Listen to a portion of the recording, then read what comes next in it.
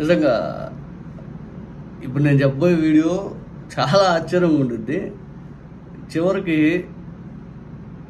Police వ్యవస్థ, police వారు ఎలా పనిచేస్తున్నారో కూడా అర్థం పడతా ఉంది. ఇప్పుడు మన ఇంటి దగ్గర ఈ చుట్టుపక్కల ఎక్కడో దొంగతనం జరిగింది అనుకోండి, మన ఇంట్లో సీసీ కెమెరాలు ఉన్నాయి. పోలీసు వారు అడిగారు అనుకోండి, అయ్యా మరి ప్రూఫ్ కోసం మీ సీసీ కెమెరాలు మేము ఎంక్వైరీ చేసుకోవచ్చా ఇదేని అడుగుతారు.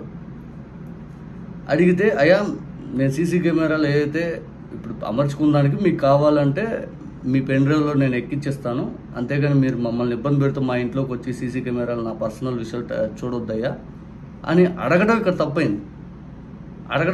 నాకు మేమేం నమ్మకం లేదా అని చెప్పి. అంటే పోలీసు వారు అయితే దౌర్జన్యంగా ఎట్లాగైనా ఎవరింట్లోకైనా వెళ్ళొచ్చా?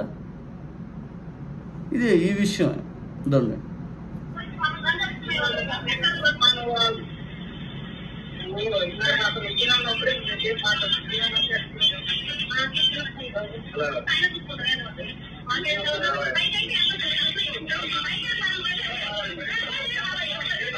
పోలీసు వారు ఎస్ఐ గారు మహిళ అని చూడకుండా తోసేసిన విధానం, మహిళ అని చెప్పి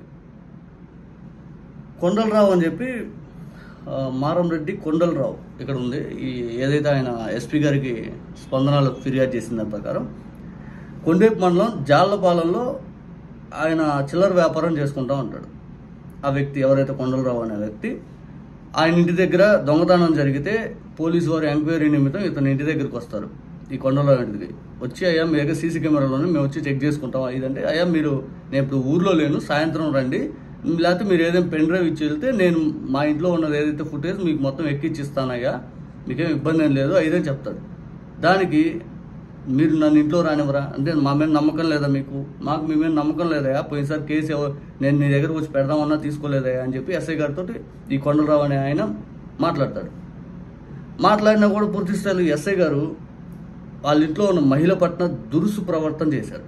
అంటే దౌర్జన్యంగా ఇంట్లోకి ప్రవేశించి దురుసు ప్రవర్తన చేశారు. ఇది హర్షించదగిన విషయం కాదు, అసలు ఇలాంటి జరగకూడదు. మహిళల పట్ల చిత్తశుద్ధితో ఉండాలి, ఫ్రెండ్లీ పోలీస్ అనేది ఉండాలి. దీంట్లో ఎందుకు ఇట్లా చేయటం? గతంలో ఇట్లాగే ఒక నవంబర్ 6 నెలలో 2024 ఇతని పైన విక్టిమ్ ఎవరైతే ఉన్నారో అతనిపై దాడి చేశారంట. ఈ సంబంధిత మర్రిపూడి ఎస్ఐ గారి దగ్గరికి వెళ్ళాడంట. ఆయన వెళ్తే ఆయన పెడతాన్న కేసు తీసుకోలేదంట. దీనిపైన కూడా ఆయన ఏదైతే ఈ ఫిర్యాదులో రాయటం జరిగింది, ఈ ఫిర్యాదు పోలీసు వారికి రాసిన ఫిర్యాదు స్పందన ద్వారా త్రూ స్పందన. ఎందుకంటే ఈ ఘటనలు ఎంకరేజ్ చేయాల్సిన విషయాలు కాదు. ఫ్రెండ్లీ పోలీసింగ్ వ్యవస్థ, పోలీస్ వ్యవస్థ ఏ రకంగా రాష్ట్రంలో పనిచేస్తూ ఉంది, దౌర్జన్యంగా మనం ఏదైనా చేయగలుగుతాం, మనం ఎలాగైనా బిహేవ్ చేయగలుగుతాం, ఇది మంచి పద్ధతి కాదు. బికాజ్ ఎందుకంటే ఇటువంటి ఘటనలు జరగకుండా చూడాల్సిన బాధ్యత పోలీసు వారిపైన ఉంటుంది. దయచేసి చూసుకోండి ఇటువంటి ఘటనలు.